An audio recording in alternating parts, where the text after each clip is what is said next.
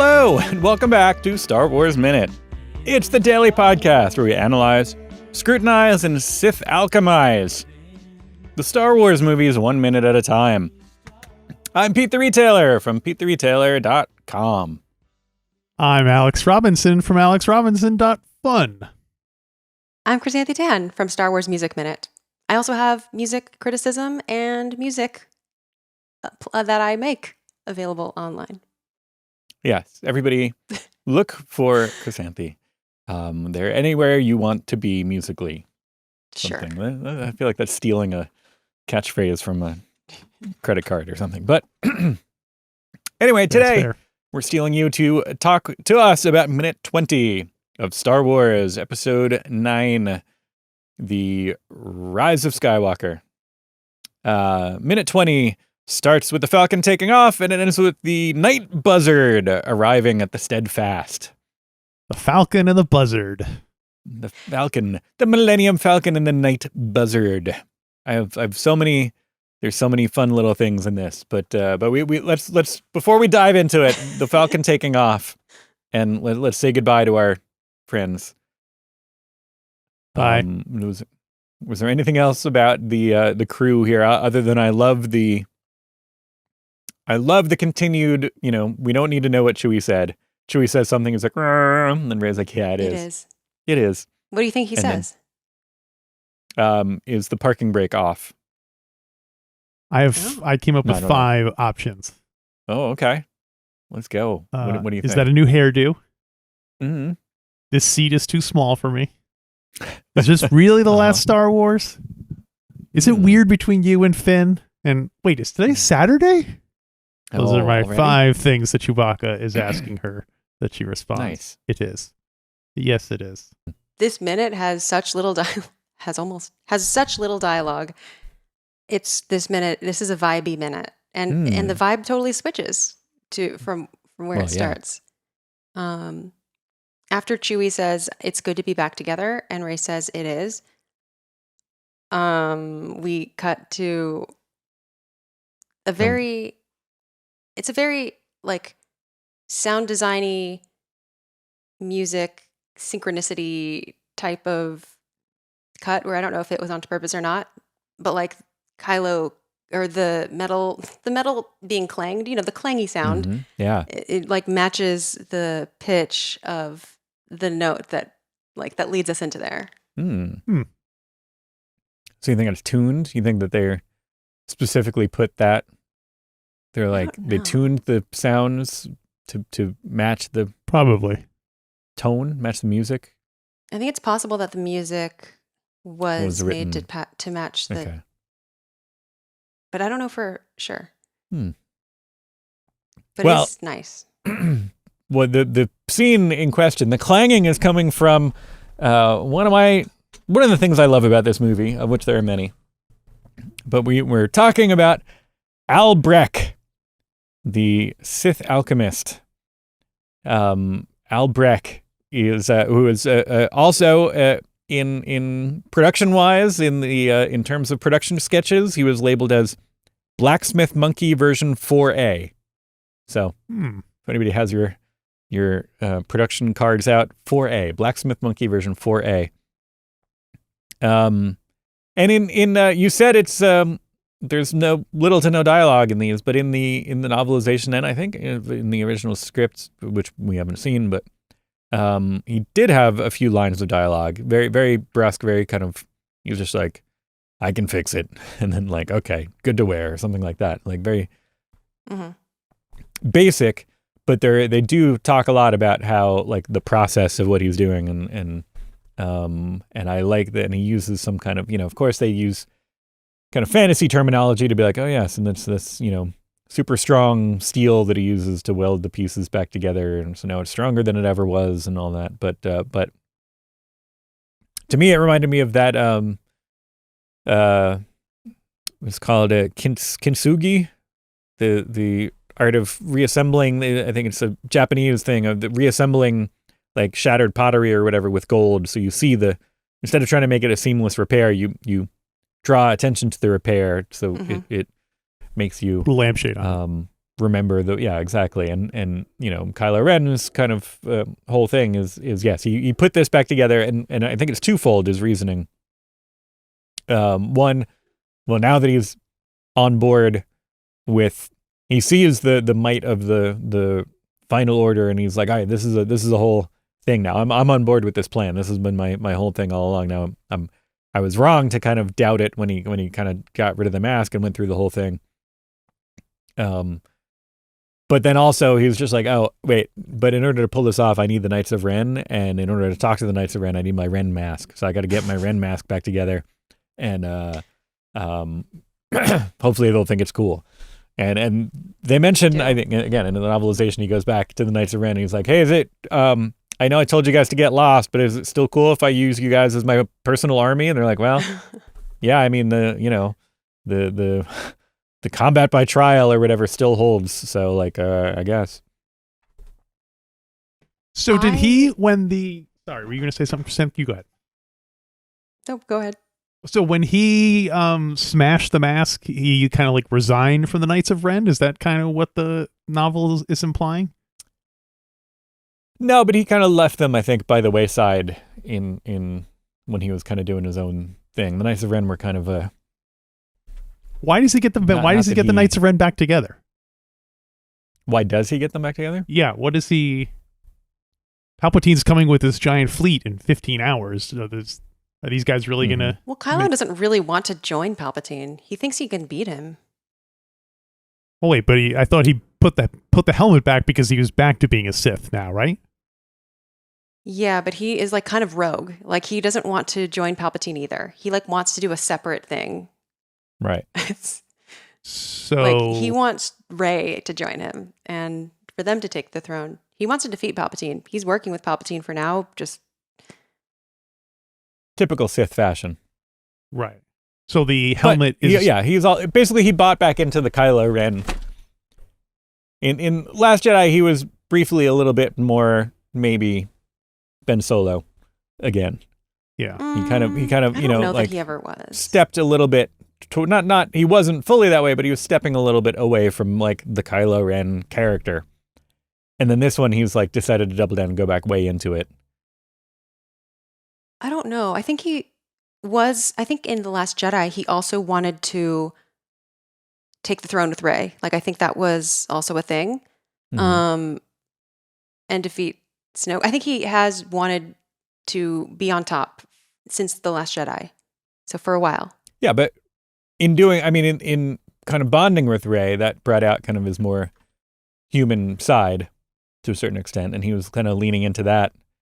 But then once she kind of rejected his offer, and then he now taking over from Snoke and kind of going and finding this, hearing the message, going after the message, finding Palpatine and being like, all right, well, we gotta kind of, this is a new thing to kind of not conquer, not deal with, but he's got like a new mission basically, and in doing so, he's kind of distancing himself from the kind of person that he was becoming, in a sense, in The Last Jedi, which involves putting the mask back on. He's kind of, this is like battle face that he's kind of like, all right, I got to do dark stuff, so I got to put my bad guy mask on. I think that sums up Kylo, though. Like, he teeters much more in that space of not being like switch completely on, switch completely off. He is really in this messy pool, and it torments him that he's tempted by the light side. Even just the framing of that is like a new framing in the films of someone dark being tempted by the light.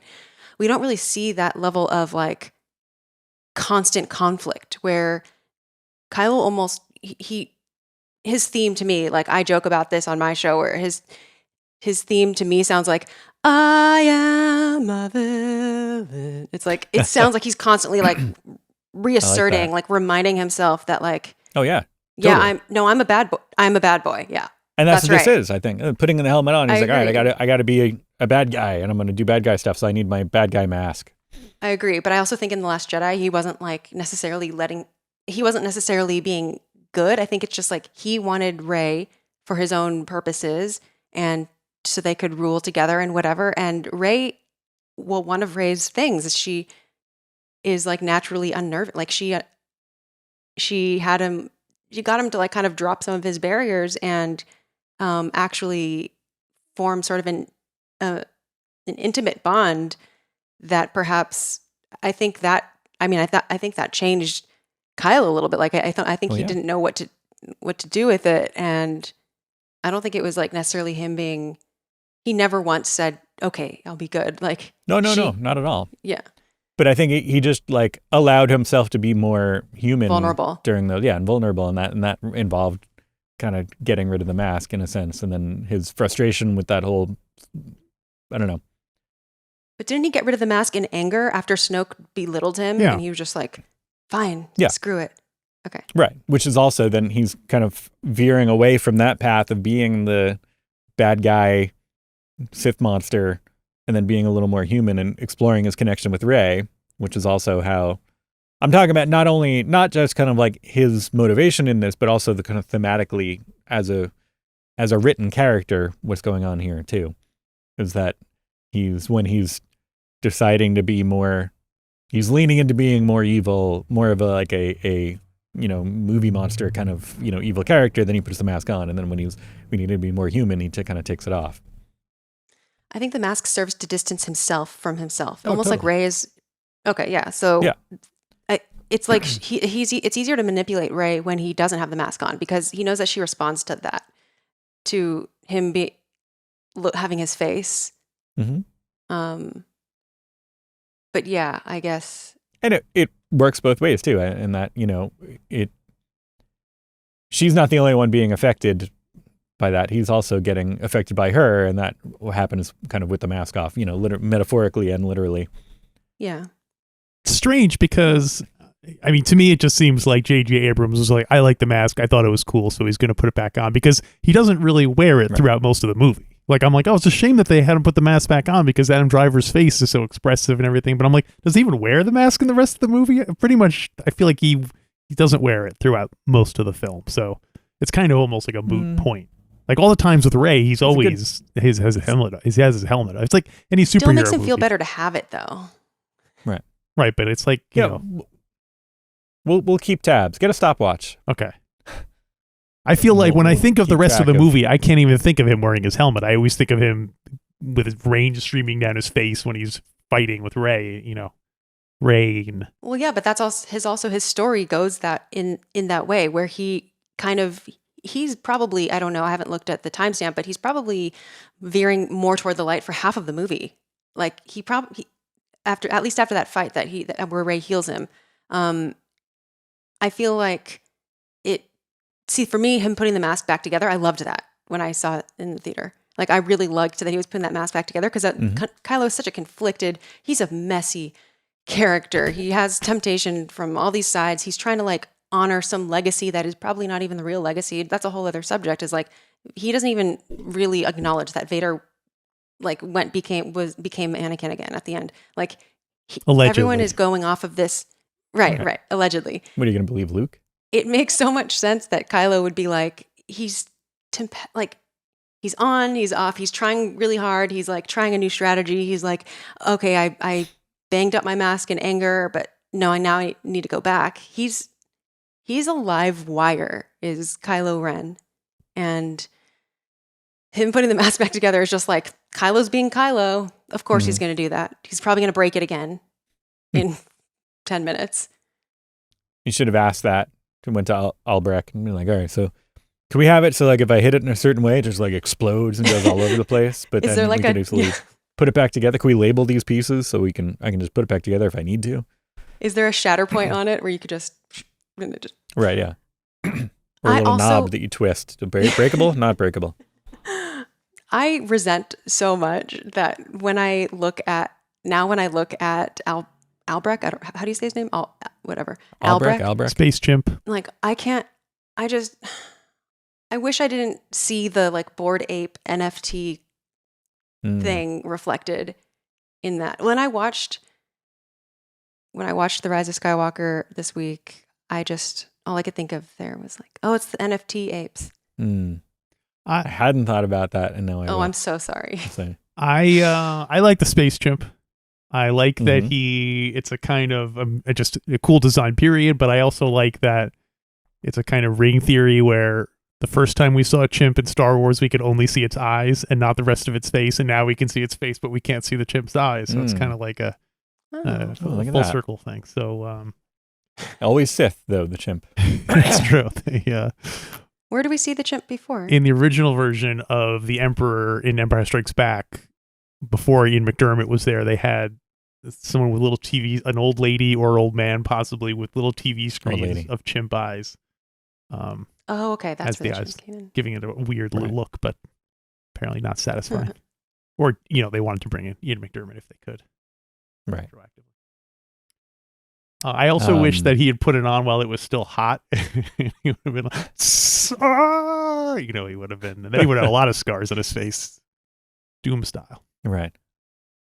But I can see himself doing that unironically to try to make himself feel more pain and get more into it's like his warm up. He needs to warm himself up by hurting himself. That was one of Albrecht's lines. It was just basically like he does a whole, after he welds it together, and he dumps some water on it repeatedly, and then he's like, okay, safe to wear now. I think it's funny that they're all standing around watching him do it.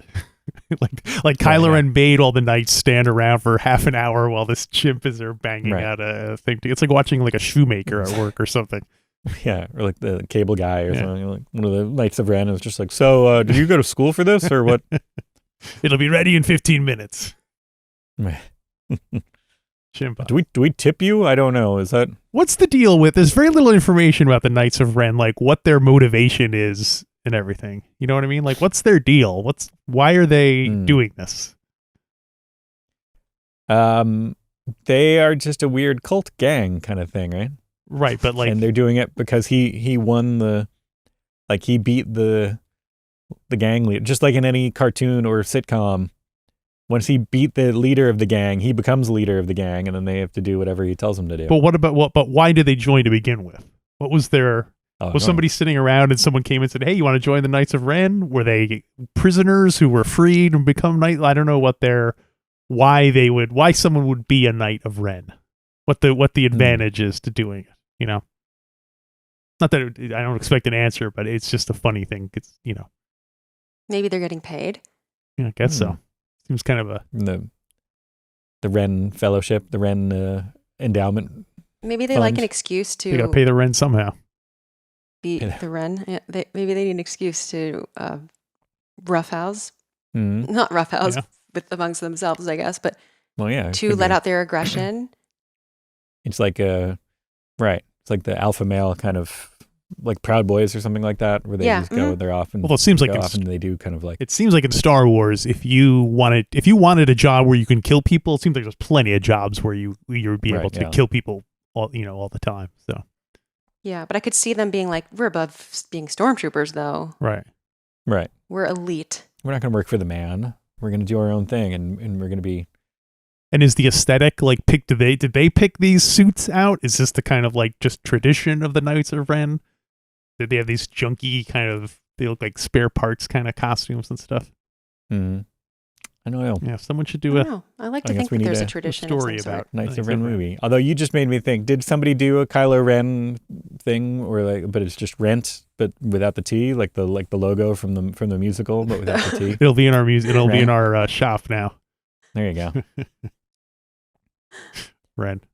But yeah, they also have, the Knights of Ren have some Force abilities. It kind of actually reminds me of like the old Republic days of the Sith, where there were just lots of Sith. It wasn't just like two, but there were like Sith armies, and it would be like, maybe they weren't the cream of the crop Sith that someone would take on as their apprentice, but they were like, they were Sithy, they were darks, they were able to use the dark side enough to be able to form a Sith army and stuff. Yeah, according to the visual dictionary, it says that they have Force abilities, but they're stunted. Oh, there you go. If this was during the Imperial era, they probably would have been everyone's favorite, the Inquisitors, if they had been around during that time. So make of that what you will. Makes sense. Make of that what you will. Hey, they also fly around in a ship called the Night Buzzard. How on earth is it not spelled Knight, buzzard? That'd be too much. That would be too punny. Villains, though. See, Pete knows where this line is. Yeah, they would be. They're not funny. These guys. They take themselves very seriously. Right. That's But true. they name the ship Night the Buzzard. Buzzard. Yeah, well, Yeah, like the Falcon. I know, but it has to be Right, an yeah, the evil. It Millennium has to be an Falcon and the evil Night bird. right. Yeah, like the Phantom Eagle. Because as we all know, buzzards are evil and should be wiped out. And if you ever see a buzzard, shoot it. That's the general rule. So I like that it's called the buzzard and that it spews exhaust out of it, which we've never seen in a Yes. spaceship before. So I like that little detail. Now, apparently, that was because like they tweaked the engines, The compressors. to get greater Did they bleed it? acceleration Mhm. or something like that, and it's something about the insulation. It's like burning insulation essentially as it goes. It runs on fiberglass. So it's like bad for the environment. yeah. Oh yeah, it's terrible for the Yeah. environment. And it makes like did they mod out the engine to make it like do a really obnoxious vroom? Like a Like Oh, yeah. all Oh, the yeah, maybe coolest the whole cars on thing. the street. Yeah. Yeah. It's like rolling coal where they flip it. It normally doesn't spew noxious fumes, but when they want to make an entrance, Yeah. they flip Yeah. a switch and it's like "Bleh," and it just dumps a whole Everyone bunch knows of they're fuel into the coming. thing. And yeah. But I love this ship. I think that's so wonderfully evil in an archway. A lot of things in this remind me of kind of Flash Gordon, like that kind of campy, fun Mhm. sci-fi elements. Hmm. Like Sith Chimp and the Night Buzzard and all this. Sith Chimp and the Night Buzzard appearing tonight at the Donut Center. But I feel like there's a lot of like fun, goofy sci-fi things which kind of harken back to what it was originally inspired by, which is great. I love these things. I love that when a movie doesn't take itself that seriously because it has fun, wacky things like that. Which this movie has. In Yeah. spades. Spades. I think space, in Kylo space. is such an I think Kylo is definitely a character that the internet does not know what to do with, I think. Mm-hmm. Especially Kylo's relationship to Rey. I mean, we have some really passionate Reylo Mm-hmm. people and passionate anti-Reylo people and people who just feel all sorts of way about Kylo. A lot of it negative, a lot of it obsessive and like a positive way. Like there's just I think he's just sparks a lot of. He's such a complicated character that he sparks a lot of emotion in people. Mm-hmm. And I think like kind of morally, or at least in the context of today's society, it's hard to place him in a way you can view him through a lens of like he's extremely manipulative toward Rey. These entire past two movies, it's kind of like he's kind of a creep, and to put it nicely. Yeah. But then also there is the view of like he is on his own journey, and it's really messy, and Rey chooses to choose again. That's a word that a lot of people won't agree with, but like it or not, Rey does engage with it and see it to the end. And that is just something she does. It just happens in the movie. And so there's, that's what movies do. They just put something forth and then you accept that happened. Like it's a historical fact, or at least I do. So that's what happened. And this whole time, he's like really obsessed that she is a Palpatine. He can't wait to tell her. He's so like dead set on telling her who she is. He wants to tell her who she is. And he is the one who, he knows both of his parents. He knows exactly who he is parent-wise. But inside, he does not know who he is. Way less than Rey knows herself. The amount of projection is just so enormous. Right. Like, what? He was like, well, I can put her into a neat little category box of, and also she's the legacy thing that he's trying to adopt. Like, she has it available to her, and he's just like, no, and you can be this, and you're this, and now we can be together as these. It sounded vague. I don't know. But yes, I hadn't looked at it that way, but I understand what you're saying, and I like it. Rey is struggling to find herself in terms of her or to find out what it means for her to have this relationship, this past. Meanwhile, Kylo, I think it keeps trying to feel like himself, kind of figure out what himself even feels like. And given that they're a dyad in the Force, Rey and Kylo, it kind of, I don't know, if we were to reinterpret Leia's line from the last minute or something like that about don't be afraid of who you are, like, what if that line were going straight to Kylo?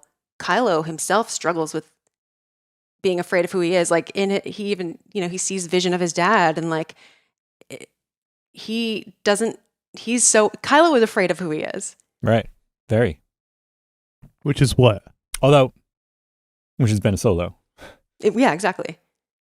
I think just like acknowledging that he's Ben Solo, acknowledging his light side just makes it harder to come to terms with what he's done. The guilt would be too much. And I think this is why people sometimes don't want to come to terms with real things, that it's easier to just keep deflecting rather than to reckon with what one has done.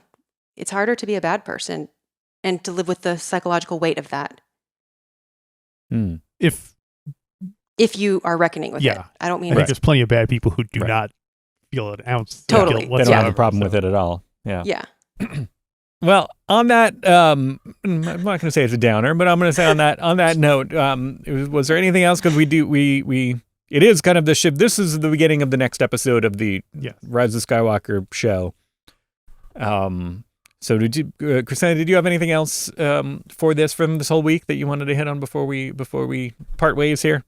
I guess the last thing I'll say about this movie in general is that I'm really glad that I saw it when I did, and before the last few years of internet discourse. I just feel really lucky to have had that final Star Wars movie moment without being too much on the internet with new shows all the time. Yeah.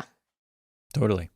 Yeah. Plus, John Williams' last Star Wars film score. So that is something, regardless of how you feel about this movie, I feel like it's really worth talking about, at least from a musical perspective.